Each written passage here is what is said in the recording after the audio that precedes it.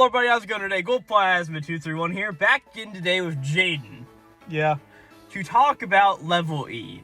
Now, this was a series on the channel at one point, right? Where we would talk about various manga series, long-running and long-running, yay, you guys get it. But me and Jaden have lives. Mainly, we are high school seniors who are trying to get into college. Who actually are trying to academically push ourselves. Yes, and we are two of the top in the class, so we have had no free time to sit down for an hour and talk about manga such as Level E. It has been 3 months since the last part. I don't think it's been 3 months. It's been about 2. It was because we wanted to get this video out at the beginning of September, right when the school year started, so it's been about 2 months because now we're in about halfway through November, right? So we haven't had very much time at all, right? And this makes me really question, because you always see that trope in anime of like, oh yeah, the main protagonist is in high school, right? Mm-hmm. And they're always atop your class. Did you know that Ichigo Kurosaki from Bleach is like number 5 in his class? Really? Yeah.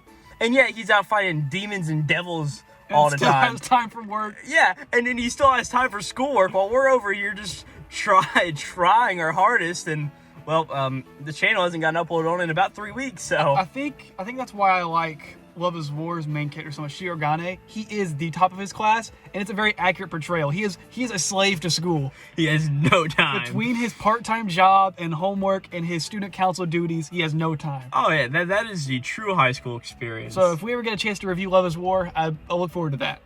Yeah, we'll see. Maybe someday. Yeah, maybe 2 months from now. We'll see. But to start off with Level E, go check out the other 2 videos on the channel if you want to hear our recaps of the previous volumes. Pretty much just to sum it up all real quick here, since a lot of this stuff does get tied back into this final volume. There's a main character named Taichi Tsutsui. He is our main guy that we sort of get introduced to. He's got, I'm saying this in air quotes, a girlfriend named Miho, right? Mm-hmm. Never dating, but oh no, who knows, right? And then you have the main character of Prince Baka, or Prince Oji, whatever you want to call him. He is the, I guess, main character of the series. He's introduced like a side character, but he definitely is the main character. He is the one that everything revolves around. Yeah, and this whole series is like an anthology. It's a bunch of small stories that get wrapped up in one overarching plot. Yes. But like, you'll have random chapters of like 3 chapters in a row, then a completely different story the next. Yeah, and that is who Prince Baka is. I don't remember what we called him last time, so I was probably calling him Prince Baka. Okay. I think we probably called him Prince Oji at one point, so who really cares? And then you also have his 3 guards with him, since Baka is the prince of his country. And the only important one is Commander Craft. Mm-hmm. That's really all there is to it, right? But this volume is a little weird how it starts off, because we start off with chapter number 11, titled Love Me Tender, and to deal with it, oh yeah, Jaden is looking at its note sheet. I'll put an image up on the screen of it right now, but this thing is the most ratty piece of paper I've ever seen, because he wrote it right after the last review we did. Yeah, like 3 months ago. And it's been in the bottom of his book bag ever since. So it has been crumpled up and torn back apart over and over and over again. Yeah, it is going to disintegrate any second here, right? So we sort of start off here. Well, like I said, we're in a weird sort of middling point here, because most of the things before it have sort of ended off. Like, Volume 1 ended off, alright, the Color Rangers thing is next time, right? And Volume 2 is mostly the Color Ranger stuff, until there was this final chapter, which was all about the Prince Saya of a Forlorn Kingdom, right? Mm. She's like a spider lady, and the whole thing was, oh, she wants to meet a mate, but oh no, whoever she mates with, that species is doomed to die. And that was really the whole deal with it. And at the end of the chapter, they met up with another person, and this person was named Kyoko, and their whole thing was, oh, Kyoko, and they're like, sure, but oh no, Kyoko's a girl. Yeah, we thought it was a man the whole time, and it wasn't. Yeah, and that's the whole joke for it, right? So it really just starts off with Saki leaving, right? Her and her men are going to, or her and her women, I guess. That's a fair way to put it. All right, who really cares? They are going to leave the planet Earth and just go away, right? And so they sort of walk down like the hallway where Kraft is, and Kyoko's also there. who's like, oh, Cyan, like, me and you have a connection, right? And it's this whole thing to where, as they do, they bump into each other, right? And The whole Cyan... anime trope about, bumping into each other. Yeah, and like, oh, we don't want to be around you, but they slip a note into Kyoko's hand, and the note says, Kasumi Forest Park, right? Yeah. At this point, we get a little bit of a look into Kyoko's mind. We realize that she's trans. Yep. Right, that's really the way to put it. Right, she is like, oh, I really like girls, but I'm a girl. How is this sort of supposed to happen, right? This isn't right. It handles it in an interesting way, because I did write about this. This is not a big thing in Japan at the time, at all. No, because this was... Nor is it really still. Because this was like 1996, 1997, and that's very progressive for Yoshihiro Togashi of the time. That's what I wrote. It's pretty interesting to have this viewpoint, interesting handling of it at this point. Because even in America at that time, it still was, not that we really need to get into that here, but it wasn't a big thing either, right? So I thought that was very interesting just to look at it, right? Well, the whole thing is, all right, she's got this note to go to the Kasumi Forest Park, right? And as everything goes on, Kraft is pretty much talking, and it's a bunch of politics stuff, right? As it just keeps on going, and... As I like to put it, space jargon. Yeah, exactly. That's what it is. There's a little bit of a note wherever Saki talks with her mother, and they talk about love, and pretty much just seeing somebody for the first time, and falling in love, right? And that's really all there is, right? Eventually, we see where OG finally comes into this, or Prince Bach, as I said we're going to call him earlier. Yep. He sort of appears, and he meets up with Kraft and everybody. And, like, oh, when did you come back, right? And Bach's like, oh, I just came back just now. And he's like, so what's going on here on Earth? And Kraft's like, oh, nothing in particular, right? But OG's like, oh, is that really true? And he's like, why did you hide the fact that the, Makubaku are here, right? That is the race of spider people who Saki's a part of. And all that goes on, they have a big talk, right? And pretty much to sum this up, it is talking about the differences between a male and a female, right? The chromosomal difference that makes one have a hanging down and one have a non, right? That's pretty much the whole deal of it. And we've got this really weird panel on page 26. Jaden's looking at it right now, but it's just like a very just weird thing. That looks like a JoJo panel. It really does. I don't know how to describe it. It's just showing like the XX chromosomes and the XY chromosomes. Of two people staring very intently at you.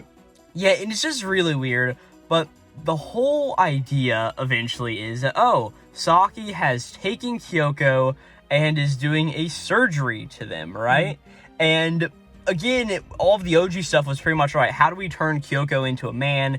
And as it all continues, we see that Kyoko returns home, not really having any memory. And as everything just keeps going on, it's pretty much brought up to where Bach is like, well, the reason she erased the memories is that they can meet each other again with Kyoko being a man, so they can have that first encounter again. Yeah. Right? Which I guess is a sort of endearing thing. Not really. But it's just, okay. Right? But as everything keeps going on, we eventually cut to a few months later, right?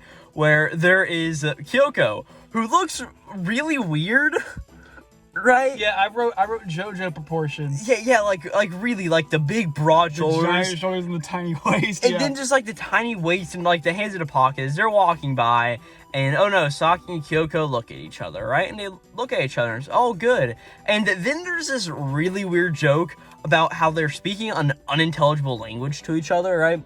The editor, there's even an editor's note on the page, and it says, hey, do not be alarmed. This is not translatable text. Just accept it and move on.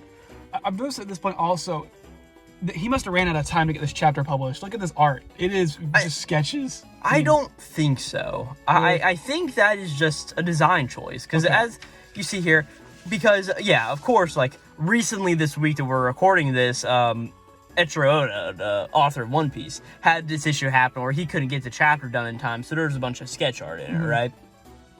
And I don't think this is the case, right? I think this is just meant to be like a weird joke, comical thing of where, oh, they're speaking a different language, right? Because as we've seen, this series can have a lot of very abstract art at times. Yeah, the wind's blowing away all of our papers. You can't even hear mine. No, because yours is literally about to fly away with the wind. Disintegrate. And as everything's going on, Kraft is just like, well, it looked like everything worked up well. And Bach's like, well, if only it ended up at mate. But Kraft is like, but this is the problem. Earth is going to be destroyed, right? But we figure out what happens, right? So they got a piece of Kyoka's hair and cloned her. Or cloned him. Whatever you call it. So we see that Kraft pretty much committed breaking in her twice to recover her hair. And it's this big thing to where they tinkered with her genetic information so she isn't human anymore. She's a brand new species so that the humans won't get wiped out because of this. Right? And it's this really weird thing to where they're like, we broke so many treaties. We broke the Geneva Convention doing this, right? And just so much weird things just to make it all work, right? And that's it. Well, that's quite nice. That's really it. And there's this little more like societal note at the end of the chapter is going out. Right now, all sorts of things are damaging the genes of Earthlings. Radiation from outer space, excessive levels of ultraviolet rays, dioxins, radioactive waste, byproducts of genetic experiments, electromagnetic radiation from household appliances. And it's just all these things that are just getting listed off as these are dangers to the human race, which makes no sense at the end of this chapter. I think the message is trying to be that, oh, there are dangers all around us, and this queen of this kingdom is just one of them, right? Yep. But they alleviate that problem. But it feels like Togashi's just trying to be very self-aware of everything here. Yeah, I think mass extinction is a little more important than electrical waves. Yeah.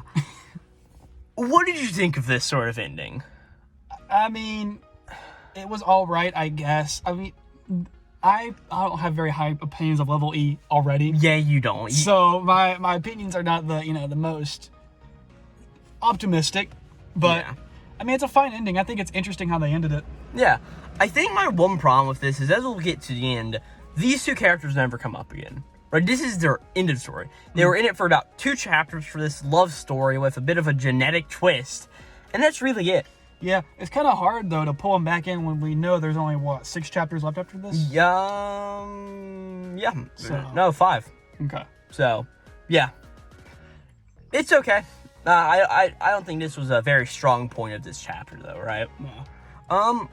Next off, we're going to start off at chapter number 12. This chapter is titled Field of Dreams. And this starts a new story, correct? Yes. Okay. Have you ever seen the Field of Dreams movie? I didn't know that was a reference. Because I know I wrote Love Me Tender as a reference. It's a song. Yeah. You know. But you know Field of Dreams, right? The famous baseball movie? No. I've never actually seen that. But you've heard of it. I've never heard of it either, no. I'm not tripping here, am I? Well, let's check. Field of Dreams. It's a baseball movie. Isn't that like in the cornfield in Iowa or whatever? I don't know. Oh, yeah. Never heard of it. All right, we're going to watch the trailer here. Yeah, Field of Dreams is a 1989 sports comedy fan drama. Yeah, this is a thing. Yeah, in Deersville, Iowa. It's complete with a first pitch. Jane, why'd you just break your paper?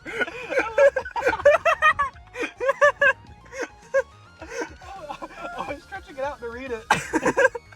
And it just ripped. I can read it. Okay, Field of Dreams. Oh my gosh. All right. So this chapter starts off with a baseball team who's going to the Koshin, right? I guess the Koshin is like the big baseball tournament in Japan. Yeah, I think so. I guess that's just what it is. I do know, like, high school baseball is crazy over there. So yeah. Baseball is the most popular sport over there, right? Yep. Like how in England or whatever it's soccer, right? Yeah. I think the Japanese have better. I think baseball is more interesting than soccer. I may have just lost off half the audience, but I said it. I lost half my notes, but we're still here. You did, right? So pretty much we see all of these characters, and there's one way to put this. This is a very horny baseball team. Really? Look at that. Oh yeah, like fan service. Okay, I see. Not really fancy, it's just a bunch of jokes, right? And one of my favorite jokes in this is pretty much just like the team captain who really wants to go. It's just like, listen up, boys, prepare for tomorrow. Everybody should be in bed by 9 p.m. Masturbate no more than 3 times. No intercourse is bad for your back, right? Fighting, eating stuff fell on the ground, shoplifting, and extorting are obviously forbidden. And remain from a word that starts with an R has 4 letters. And it says, remain from that arson and homicidal rampages as well, right? These are very horny baseball guys, right? You gotta keep your head in the game, man. Yeah, I guess. But one thing to note is that Tsui is one of the characters on the team. Yeah. Right? And there also is another thing to where they all have sunburn on them, because they've all got this... Washed out gray, and he's the only one that doesn't look like that? No, that's not Tsui, but it's just like they all have this washed out gray face, right? So I guess the intention is that they're all sunburned from playing too much, but they're for practicing. But that's really besides the point, right? As everything keeps going on, we pretty much get into idea that a lot of people have the power to control ESP in this world, right? Yep. Then that's pretty much the whole deal of it, right? We eventually learn the manager, and the manager sort of has this girlfriend who's like the team captain or whatever. Or not team captain, but I don't know what you call her. I'm not a sports guy. I'm not a sports bro like some people are. But the captain leaves, and as he runs back into the room, all of the windows crack and fall off, right? And the guy's like, oh, whoops, I forgot my clothes, right? And I do like this, he's like, all the tricks from Nando that I was screaming, they're so damn loud they broke the windows, right? Oh, look at that, girls fawn to the guy. Oh, look at that, isn't that funny, right? But as everything just goes home, we see Tsui, right? And he is walking with Miho, right? And they are definitely not in a relationship, right? He's definitely not calling her Miho-chan, and no, definitely not, right? But as all this just keeps going on, they have a talk, and it's a little bit of a idea of, oh, these ESP powers, that's weird. Eventually we cut over to Kraft, where he's sitting with the 2 other guys, and I don't think Baka is here. No, Baka isn't here. And they're looking at look, it's, this high school versus this high school, right? Yeah, it's this, South Central Tech School versus Kirasagi High, which is where Tsui comes from, right? And, what's his name? Kraft's looking at the newspaper like, man, that's quite the feat. Tsui-kun is battling and playing with our field this year. I guess he reached his dream of playing some really good baseball, right? And as they're all talking, a guy crashes into the room, right? This guy is Raphael. If you don't remember him, he is the Diskin.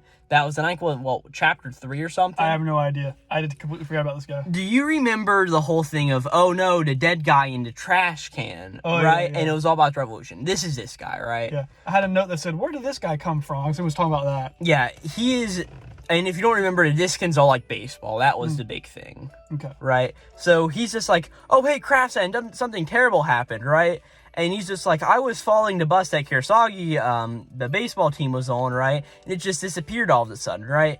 It's a little bit of a joke to where he was riding his bike all the way behind the team because he wanted to cheer him on all the way till the end, right? Haha, funny. And suddenly the bus just disappears, right? And he sort of puts a few things together, and he's just like, I think I've got a good idea who those are. It's got to be the Earl Bastards, right? They're another alien guild who like baseball, but their baseball team is in the other prefecture where our team is, so probably their rivals, so they made it disappear, so I think my point's getting across, right? So he's like, I'll go crush him out, and as everything just keeps going on, Kraft is like, hey, if the entire team just disappeared, wouldn't some other things happen, right? And it's a bunch of other space jargon going on until eventually we cut to the bus, right? The bus who's going Karakigi's High's bus, and it's sort of just sitting there, right? And the bus is suddenly inside of a field, right? And everybody looks around and are like, oh, is this the Koshin Stadium? Like, what's going on here? As they eventually go around to explore everything, and they're like, but why is it so quiet around here? There's no motorways, there's no nothing. This is just so weird. This can't be real. Yep. And as they go to explore, we see Tsui goes on stuff, and we also meet another guy eventually, who I'm just going to go and say his name now. His name is Nomura. We'll meet up with him in a few. As they all just start talking, looking around, and there's this guy who's just like, hey, I came to the stadium once, and I thought it was such an accomplishment. I looked around and make sure what seat I was in, right? And he's just like, I was at the seat. He says the number in the chapter, but I honestly forget where it was and what it is. But, he says, yeah. He was in seat number row 15, seat 41. That's a weird way of... A Yankee would say seat 41, row 15, right? It's a little bit of a weird way of saying it, right? But he's like, I sat in this seat right here. I know it. As he crouches down, he's like, well, see, but there's no sticker here, right? Whenever I came, there was a sticker to file under here, right? But it's like, it's gone and there's no glue residue. Like, this is weird. And he goes like, but here's the seat I sat at. I know it is because I recognize this part of the stadium. It was right next to the bathrooms, yada, yada, yada. And he takes a look down and he's just like, hey, but I put a sticker under here too. I even signed it with my name and there's no glue residue either, right? And who would have taken it off? The janitors wouldn't look down here. So pretty much going to say that this isn't the same stadium until they realize, oh, the seats aren't even numbered either. Yeah, it's pretty interesting because graffiti is very rare in Japan. So that kind of stuff you just don't see. But I do really like the beginning mystery that this is sort of setting up of, okay, what is actually going on here? Because this guy obviously isn't just bullshitting. He knows his stuff. So as it all continues to go on, we'd see Tsutsui talking with Nomura and, or Nomura? Yeah, Nomura, that's the name. And they're sort of sitting there and they're talking and they're just like, hey, what's going on here? And there's a whole thing where like the captain of the team is like off to another side doing stuff. But eventually it's brought up that, hey, maybe aliens did this, right? And eventually we cut back to Raphael, Kraft, and the team. And they have this whole big thing. Another just book of a light novel right here, guys. Yeah, and it's all about the subconscious, right? But the one important thing to mention here is Raphael and Kraft is like, hey, what if aliens weren't the culprits, right? He's like, it's possible this was a natural phenomenon, and a possibility that it was an Earthling can't be discarded either, right? And Raphael's like, hey, but what do you mean by that? Earthlings don't have that kind of alien technology, right? And Kraft says, but hey, for example, in 1920s England, and he goes into this whole spiel about how there was this family, right? A mom and dad who always yelled at each other and their daughter, right? And suddenly as the mom and dad were arguing one night, right, this was a constant thing, the father just disappears. Yep. And it's a little bit of a note to where the mother, who was so in shock, or the wife, didn't report to the police the next day. So it's like, oh, they obviously murdered him, right? And it's like, oh, what's going on here? And as they're all sitting about and just talking, steak is just such an overrated food. My parents cook it all the time. I don't like it that much. I dislike steak. Yeah. That's crazy to say, but I'm very neutral on it. I don't like it. But if given the choice between eating a steak and eating steak tacos, I'm taking the tacos, you know? Oh, yeah, You need a delivery device for the steak. Exactly. By itself, it's not that good. Exactly. Is this part of the recording? Oh, will This be. needs to stay in. All right. back to chapter. Sorry about that. We had a little bit of a break. Put this at the very end of the video. No, I'm just leave it in the middle. Pretty much to sum up, the father suddenly reappears one day after both the mother and daughter are in so much distress, right? And it's this thing to where the wife and daughter just like ask like, hey, where have you been, right? And the husband replies, inside my daughter's mind. Pretty much putting up the whole idea that, oh, all of these kids are inside of one of the baseball players' minds. That's the whole... I finally remember this now. That is the whole deal. I had a note in here. I said, I already did this in D&D once. In our D&D campaign, we had this exact situation happen. We had to explore the mind of somebody. One of our characters. Yeah. But it's very much a bunch of pseudoscience stories like this. We see these all the time. And it's just so random. Well, whenever we finish off this sort of saga or arc, whatever you call it, we can talk about it more, but I actually really like this. Okay. And I'll get into why at the end. So as everything just goes on, all the baseball players are like, so we're inside of the subconscious one of the guys here, right? And everything just keeps going on to keep talking. And the whole thing is at the end of the chapter, oh, OG is in the luggage compartment of the bus because he wanted to surprise Hitsui whenever they got there. Mm-hmm. Ba-da-ba-ba-da-ba. Is that the whole chapter? Yeah, pretty That's much. how it ends? Yeah. Okay. Chapter 13, Escape From. This did not scan well on the manga text scans. I think that did. That was obviously a color page. Oh, true. So, but we sort of start off in this weird thing, as there's this man who is standing in a very weird-looking world, right? And he's just like, where am I? As he looks around, and he sees the face of something, and it's a doll. And he's like, oh, that's the doll my daughter has, right? She loves that thing so very much. And he keeps looking around, and he sees a bunch of Hell's Paradise imagery. He sees two people arguing, right? And it's like a bunch of characters, and it's a bunch of weird things as they just keep yelling at each other and fighting. And it's a lot of just weird, terrifying imagery all over the page. And there's a little girl standing there who's like, stop it, please. And the man goes up and runs up to her, and he's just like, Doris, my dear daughter, right? He just starts to hug her, and he says, forgive, as she fades away, and all of a sudden, this man returns to the present, where he meets his wife and daughter again. That's very strange. I really like that. It's because I like it's being built up. We learned that about it last chapter, right? And sort of seeing that subconscious reflects to the rest of this chapter where all these characters are. Yep. Right? Pretty much, they have a lot of talking about psychology and just a whole bunch of stuff. It's a lot of jargon, right? A lot of this series is. And it's too much almost just to sit here and break down. Yeah. Like, it's, as much as I would love to... What? We'll get to that in a second, right? But as much as it's just like talking to each other, right?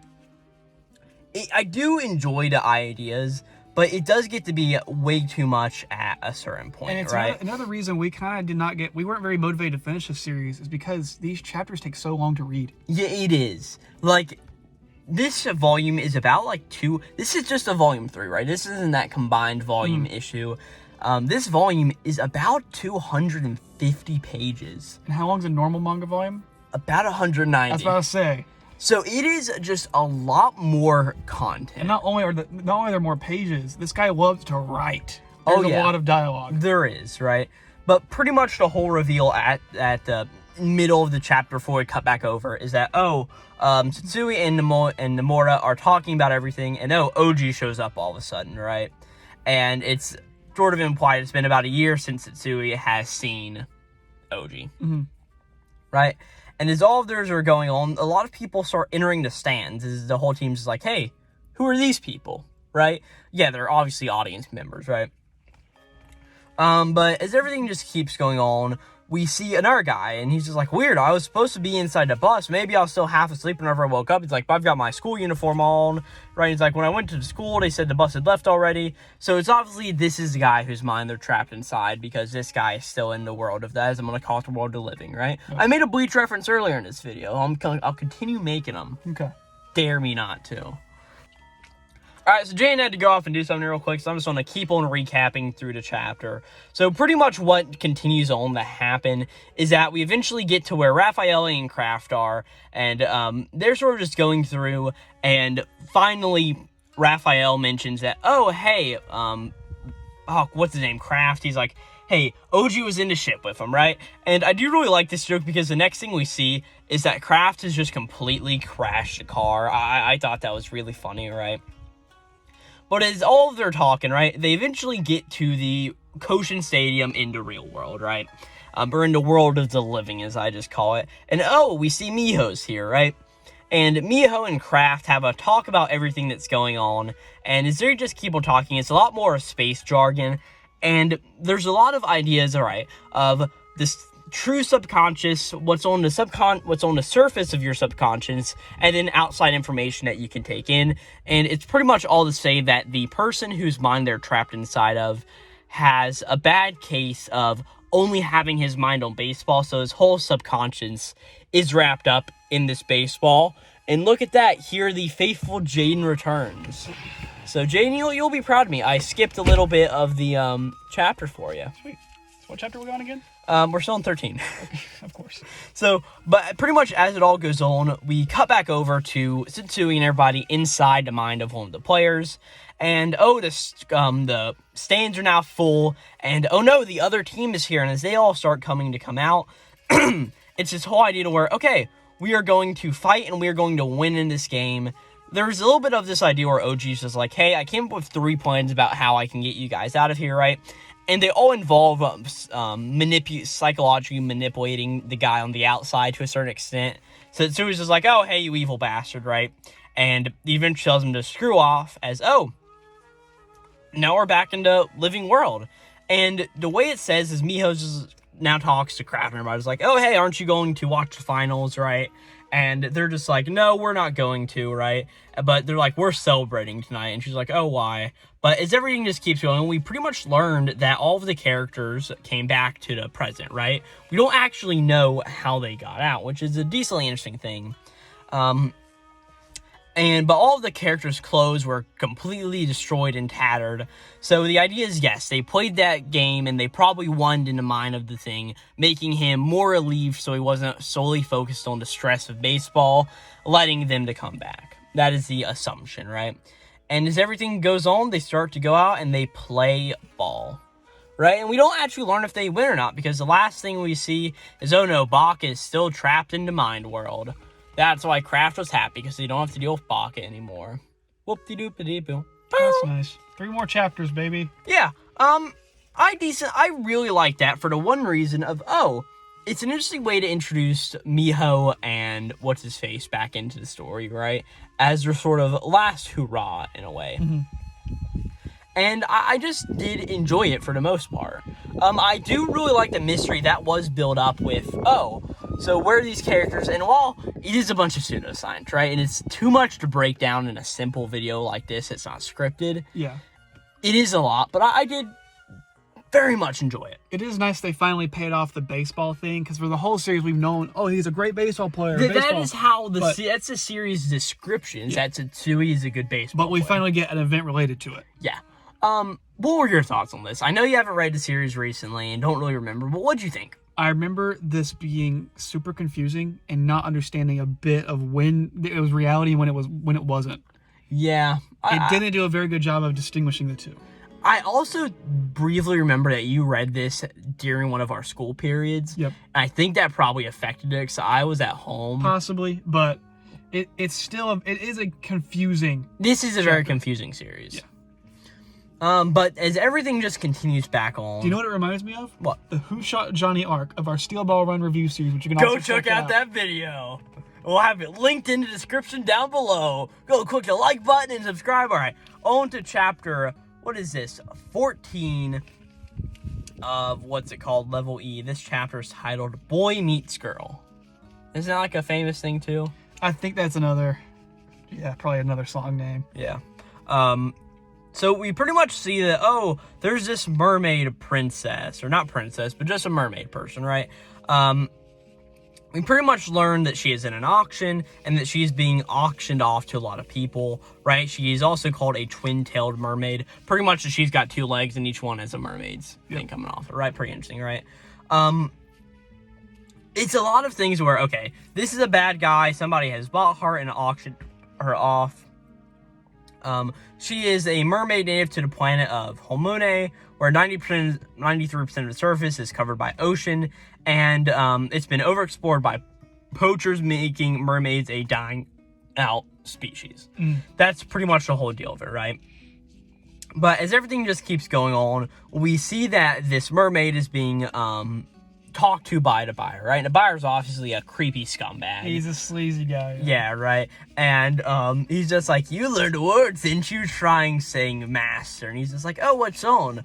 Can you not say it? And she just says, fucking scum. Right? I do like that. And he's just like, well, hi, I like you, little fin bitch. And he just goes to slap her, right? And it's a bunch sort of back and forth as she just starts to run away. And he's just like, welcome to my entertainment room. And so the big creepy thing is everything just keeps going on. And he just chases her off until eventually she corners him, and oh no, she's an assassin who has killed him. That's the whole deal. I thought it was a fun twist how they did that. I did think it was, right? This is probably my favorite chapter of Level E out of all of them. I really like this chapter. Okay. But as everything just continues on, she eventually is like, oh, the size is perfect because she now has the suit that the guy was wearing, yada, yada, yada. And she's like, she comes friends like, hey, it's me. I'm heading back now. I killed a customer again. And she's just like, yeah, there are a lot of liars on this planet, right? Sort of implying that she can detect lies, sort of like Yuma from World Trigger, if you've read that series, right? I watched enough of it to know that was true. Yeah. To know that part, yeah. See, you weren't lying there. I could tell. Oh. World Trigger sucks. Oh, no! We can't have this debate here. This is lovely video, but World Trigger is peak fiction. I reread, like, the entire Invasion arc. You didn't even get through the Invasion arc. I don't think so. But you watched the anime, didn't you? Relatively, yeah. The anime's not good. Oh, well. It's not really.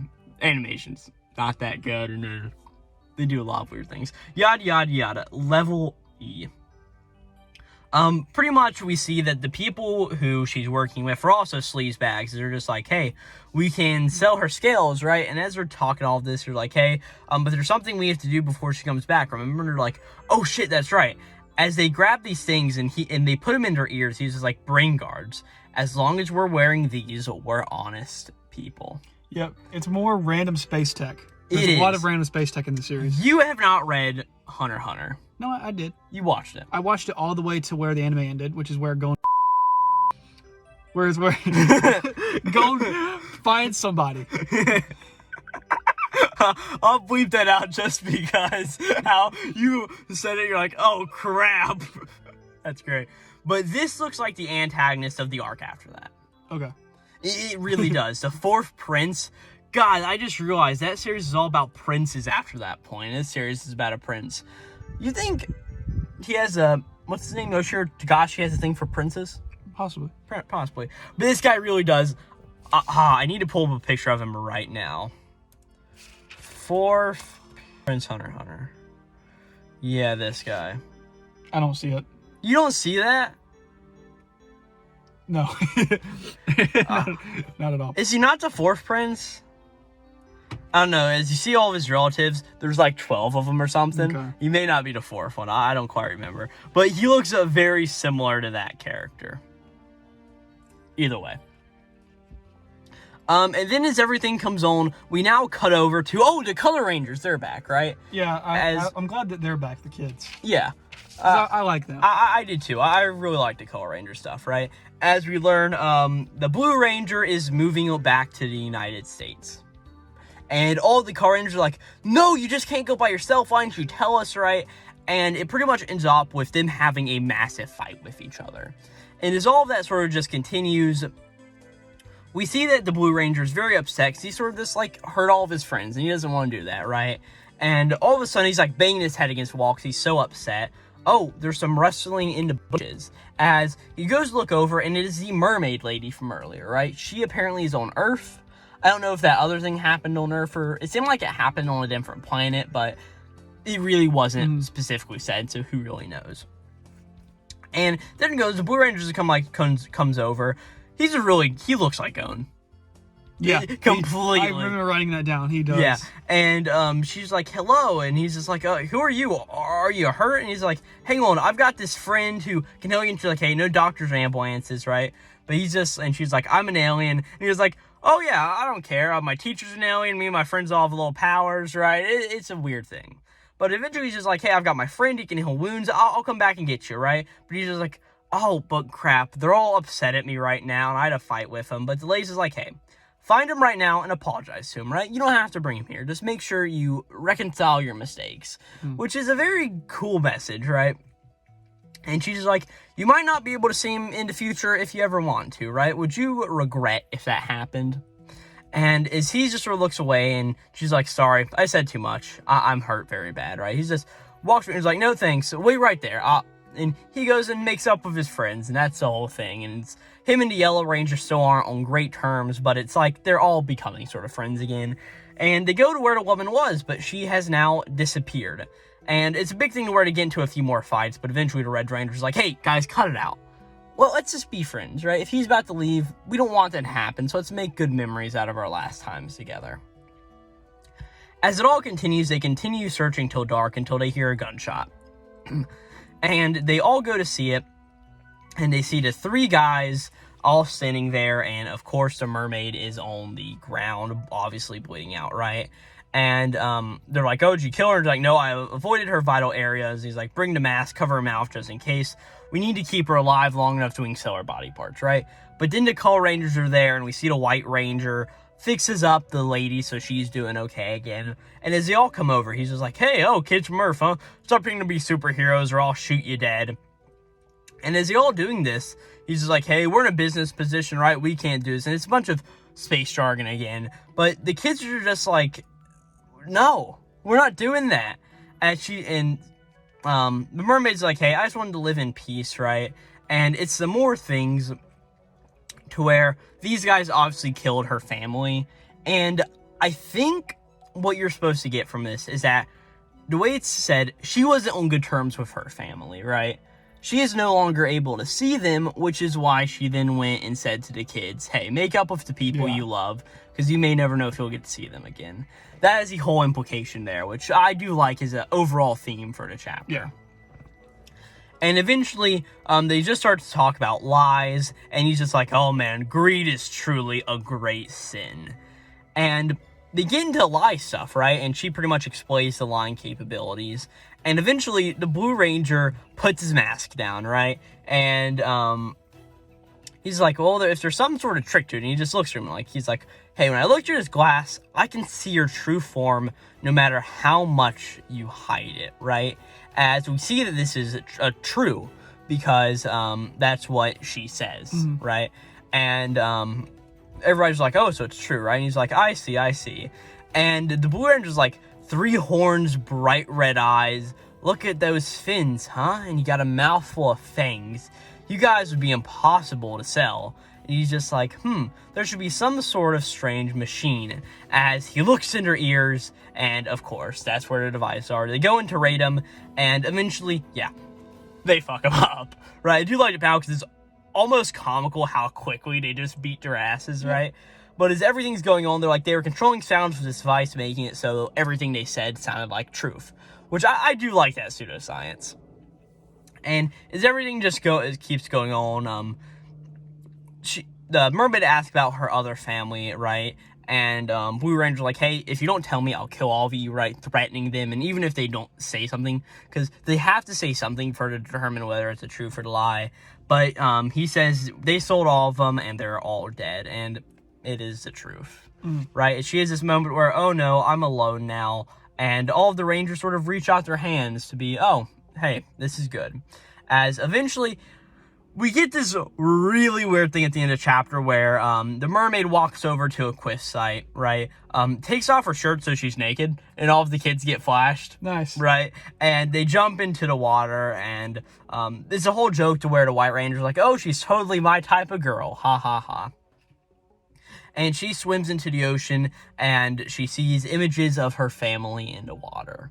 And then, as everything just keeps going on, we see all of the Rangers hanging out, right? And they're like, oh man, the Blue Ranger still has to leave. But all of a sudden, the dad calls mom and is just like, hey, are you at home? Well, I've got some good news. Tell Shizuma as quickly as you can, right? I don't have to work anymore. I think the implication here is the person that she killed earlier was the corporate guy. So, meaning that he's no longer alive. Don't have to move companies and corporate stuff, right? So, all of the Color Rangers get to stay together once more. And that is the end of chapter 14. I really like that. I honestly did not remember that chapter at all. I really just love how it brings in the Color Rangers, brings in this theme and idea of love and friendship, and with this brand new mermaid character, and how these Rangers are great friends. I think that was one of the best parts of their arc, was how good of a friend group they are. So I thought that was really fun and really cool, and it sort of builds up all that idea of the Rangers, right? Very fun. Right, after another sun break where Jaden got very angry at his phone, we are back with chapter number 15 titled Full Moon. This chapter revolves around Prince Baka's fiance and younger brother, right? Because he has a fiance and a younger brother, right? He goes to Tsui's house and meets him. Just real quick, when was this established he had a fiance? Was this ever a thing till now? No. There's never a thing that he also had a brother. These are just randomly just caught up now, right? Which is fine. And I have to say, I really like these two character designs, the brother and the fiance. I really do like them. But the whole thing is, he wants Tsui to harbor him here for a few days while while these people are coming after him, right? And we pretty much learn about a whole bunch more space jargon. Dude, look, are these two characters, aren't those good designs? Nah, it's typical Goku hair and crazy Mantis lady. Alright, but in terms of Hunter x Hunter designs, are they good? Sure. Yes. They're fine. Granted, Hunter x Hunter also had like a lot of humanoid ants. Yeah, so... that's true. That was like half the characters at one point. Oh god, don't get me started on Chimera Anarch. That was an arc for sure. That was a level E arc. Chimera Anarch, in and of itself, could have been its own series. It literally could have. This is another thing I find hysterical, right? Going out of level E territory. But did you know that Chainsaw Man started its first part and ended its first part in the time it took One Piece to run all of Wano? I'm not surprised. Yeah. Oh, this is always just a fun, stupid little factoid. Like, of course it did. But pretty much a whole bunch of space jargon is established where, okay, OG has to marry his fiancée in a set amount of time, or else his younger brother will become the prince, right? Pretty much say that, okay, Kraft and the team want to help the prince become king because they don't want OG to be in charge, right? And that's how most of the Planet of Dog things. But OG doesn't want to be the prince, but also his younger brother doesn't want to be the prince because he is an aide to the throne. Mm-hmm. That is pretty much just all the establishing ideas in this chapter, right? Oh no, there's suddenly a helicopter outside of the window where OG and Tsutsui are sitting, right? And it's this very weird thing where everybody's like, why the fuck is there a helicopter up there, right? That's what I call comedy. And we see the prince who's like, oh, I will become your wife. I've always watched tapes of you since I were a child, right? A little creepy. And she's like, I'll become your wife. And there's this ring that once you put it on will never get taken off. And that's it is, right? I didn't mention the whole idea of this is also a political marriage, being that the planet Dogra... More space politics. The planet Dogra is like the Earth, right? And it has a moon which has another species of people on it, and they're trying to unite those two nations, right? That's pretty much the whole idea, how it's established, right? And once OG puts on the ring, they'll be lawfully wed, right? And no more problems will occur. But Tsutsui doesn't want to do this, right? It's a whole bunch of stuff to where, okay, they raid each other's moves, and Baka does the old, all right, I'm going to go out there, stand a whole act like I've disappeared, and come in about 5 minutes later whenever they're gone sort of deal, right? They come in and give a message in Japanese to Baka. The whole idea, okay, it's like a cipher, right? It's written so perfectly until there's errors, right? Take out the errors, spell out something with them. Mm-hmm. That's the whole idea, right? Which, it's a simple cipher, right? And there are bugs planted in the hotel from Colin. Do you remember Colin? No.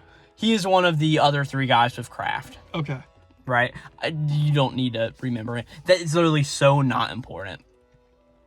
But it's pretty much another 4D chess move where eventually... 4D chess move, I like that.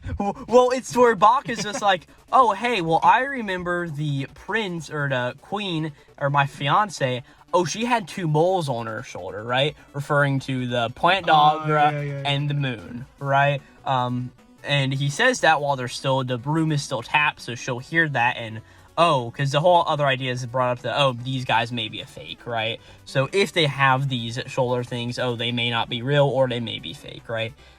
It's a decent mystery like level E does.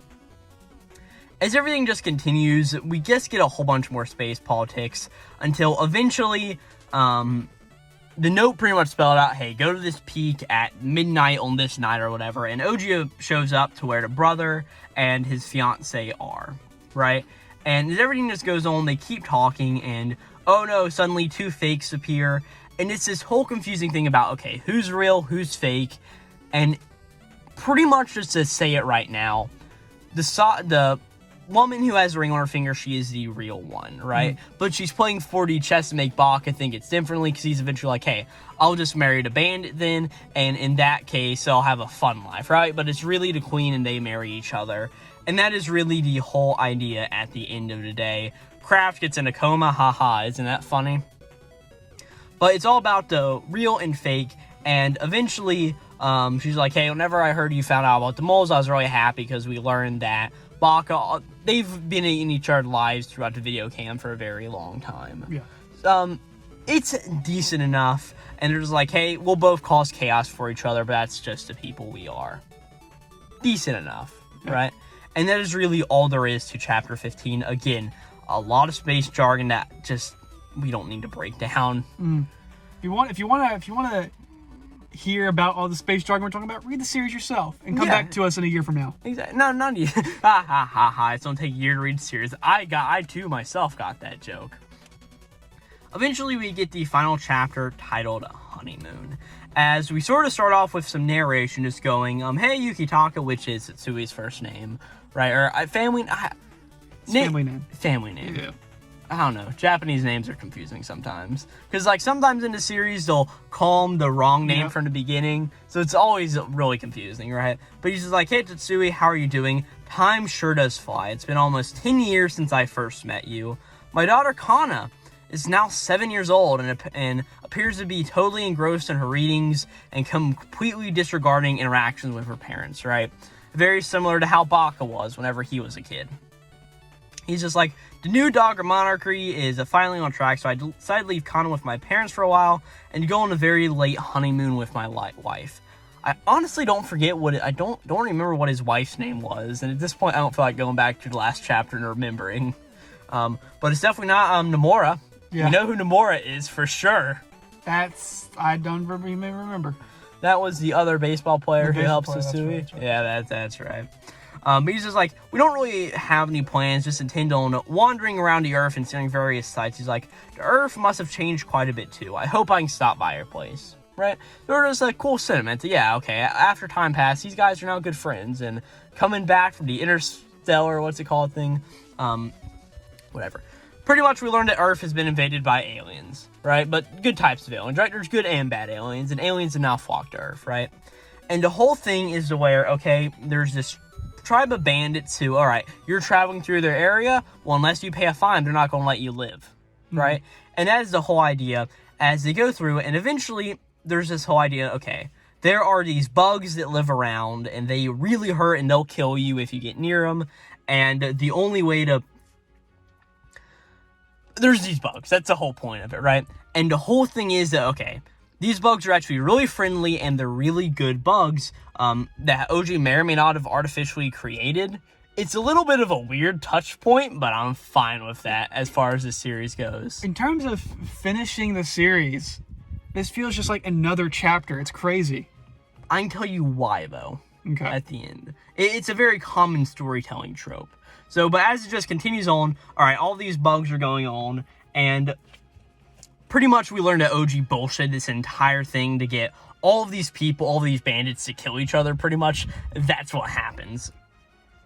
As everything just continues, and they make a bluff phone call to Tatsui, right? And he's like, all right, here, and then all of the bugs appear, and if you kill a bug, they'll start swarming you, right? That's because if you kill a bug, or if you don't act nice to them, they'll start swarming you, but they're not bad at all, right? They're just bugs crawling on you. But they think it's all bad, so they end up all killing each other. And that's really all it is. And eventually, OG and his wife escape. And as they're going on, the whole thing is, he's like, how long do I have to keep holding this smile? And he's just like, just for a bit more. As we get the whole thing, these are called these Sandamus creatures. They have a very strange appearance, but they are very friendly and harmless. However, if you attack the insects or feel repulsed by them and run, they will gleefully come up to you and cling into large groups. Pretty much smile and be happy around them, and they won't attack you, right? But it all just keeps going on. They just start to talk, and they're talking about, oh, how bullshitting is the only life for us, because that's what they do, pretty much. And eventually, as we get to the last page, that chapter went through really fast, but I knew it was just because there's not a whole lot to say, right?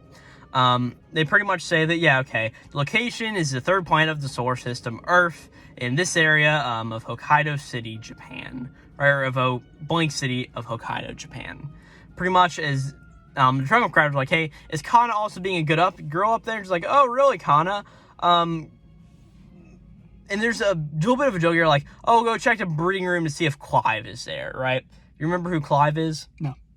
You remember in the first chapter, whenever Bach was like, this is my true self, and it was the really weird worm thing that was his pet? Oh, the pet, yeah. The pet is Clive. Okay, that's right. I know Clive's name, but I do not know his wife's name.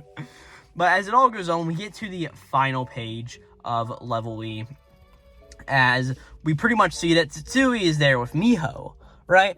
They've got to be dating and fucking at this point, right? Yeah. As they're just like, man, even OG's got to get quite the surprise. Earth has changed quite a bit. He might fall from shock when he sees Kana-chan's face, and they're like, oh, she's been coming to Earth by herself, right? As it looks like they've got a little kid with her, and that's Kana, right? The daughter of OG and this person, right? And it says, in the near future, hundreds of species of aliens will probably flock to Earth, and the Earthlings will be aware of it, changing the status quo from the beginning of the series when there are tons of aliens on Earth, but nobody knows. The reason I think this chapter works as the final chapter is it's just showing a small contained story with our main characters of OG and I guess his wife by association. I mean, and seeing what they're going on to, finishing off this anthology, and then sort of saying, all right, Miho and Tetsui are also here as two of the main characters. This is what they've been up to. This whole series is like a very warped slice of life at points. It very much is. But I have to say, for as much as I don't like this series at points, I do think there were a lot of highs to it, right? I don't really think most of the things involving Tetsui and Miho are really all that interesting. You've got that initial arc, which is okay, then the baseball thing, which has a decent mystery to it, and then the final chapter, which is okay, right? I really think the high point was the Color Rangers in that last chapter, and then the other mystery chapters that we had in the first volume. Because those, I feel like, were a very good mystery along with that final with that final Color Ranger chapter. So, you know how I am. Yes. I like my stories to have a very good payoff and build up to it. Yes. And this didn't, which is fine. That's the story that it is. Yes. But you also look at stories in a way of, okay, if this doesn't have good payoff, it is wasting my time. I want a good circular finish, you know? You don't really prefer anthology series for the reason of you want to see a full story happen, and you want to see it completed till the end. You don't read weekly manga for that reason, right? Exactly. Because you don't want to have to wait. I don't like waiting, and by the time I read the next chapter, I forgot what happened last time. But you've got to realize, eventually that doesn't happen. Whenever I started reading weekly, I remember one of the first chapters of My Hero, I wasn't reading weekly, but it was just at that time, whenever the big prison break happened, right? And it was like, oh, Muscular is back, right? And he's going to be terrorizing Deku. And that entire week, I was like, oh my gosh, I can't believe this, right? But that was like the last time I felt that urgency of, I need to know what happens next. Of course, there's chapters where it's like, holy crap, he just got shot and he's a main character, and this is a series where death isn't something you come back from. Like, how are they going to deal with that? But eventually you learn that, okay, I'll check it out next week. And you're not really the type of reader who's built for a series like that. And thus, Level E didn't really work for you in a great way. So, I personally didn't enjoy it. You like a series like Steel Ball Run where, okay, or Astra. There's a build-up of 8 volumes, and here we are, right? At the end of the series, and it's payoff from all those other things. You like a series like that, and while you do sort of enjoy ideas like this, you don't fully sit down and like, oh, this was a great thing, just showing a small story of a character. Yep. That's not really your thing. So, personally, I enjoyed Time Paradox Ghost Rider more. Really? Okay, no, are you being 100% serious here? Yeah. Okay. I think I'm going to have to sit down, because you have, of course, read the series. It's been about 2 months since you finished it. And I have recency bias, so I can't fully say, this is how the series was for me. So it is going to be a little while until I'm going to be able to fully say which one is better, Time Paradox Ghost Rider or Level E. But I do think for what Level E wanted to bring to the table, it did what it wanted to do. Yeah. And I count that as being a good series. If a series does what it wants to do and does it well. It did what it wanted to do, but that doesn't mean that I have to enjoy it doing it well. Not at all. But I think that's my final thoughts. You know, Corbin, your car runs really well. I personally wouldn't want to drive it, you know. It's a very that good kind point. of deal. So that's how I feel. Yeah. Well, we can agree to disagree that this was Yoshihiro Togashi's Level E. So, this was fun. I enjoyed this final chat, and I enjoyed our experience with Level E altogether, right? And we're finally done, 4 months after we started. Yeah. Probably about 5 now. Probably about 5, yeah. So, that leaves a dying question. What do we read next? We'll have to discuss that another time. Well, you'll find out. We are picking this right now, one way or the other. Oh, God. I've got a few things, but I want to give you the chance that if you got something we want to read, you can. No. Give us something we both haven't read yet. Okay. I think that'll be good. That is meaning I've got to now open up my computer because I closed it because it's been open for a long time and frying in my car. So, okay, Jaden, so tell me this. I think we've got a 4-volume series and then a 14-volume series. Which one do you want? Hold on. Say those again. We have a 4-volume series and a 14-volume series. 4 volumes versus 14. Yep. Did the 4-volume one get canceled? I don't think so. It has actually won a manga award. Okay, let's do that one then. Okay. This manga, Because it might be like Astra. You know, Astra was only 4 volumes. I'm not logged in to Manga Deck. Sorry, let me sign in real fast. I should have thought this through. Was Astra 4 volumes or 5? 5. Also Lost in Polite Space by Kenichi Nohara. We should probably do one at some point, because that's always a fun read. Alright. Next manga we are going to be reading is Planets. Planetus. Yep. This is by Yukimura Makoto. Do you recognize that name? No. The author of Vinland Saga. Okay. Pretty much haunted by a spaceflight accident that claimed his life and his beloved wife, Yuri finds himself 6 years later as a part of a team of a debris cleaner on a vessel called the Toy Box, charged with cleaning space junk from Freaking space manga. from space flight paths. The team consists of Hanamachi, a hotshot debris man with a sailor's affinity for the orbital ocean fee, and a chain-smoking tomboy beauty with an abrasive edge. A pops and a veteran orbital mechanic who uses anti-vernacular presence, smoothes the stress of the job. This won the Seiun Award for Best Comic of the Year in 2002. It is 4 volumes, 26 chapters, and we'll be back next time to talk about Planets. Again, this was a video on Level E. Thank you guys so very much for watching. I know I haven't posted many videos recently on the channel, but if you like this, hope you want to consider subscribing, join the Discord, and all of that cool stuff, because we would love to interact with the community more. And my torture is temporarily over until the next time. It is. And yeah, this is going to be Glowplasma 231 and Jaden out. See ya. Shane, don't rip off your notes like that. I'm done. Look at those guys. I can't believe you're done. This is those notes from the beginning, right? Great extra content to the video. Bye, guys.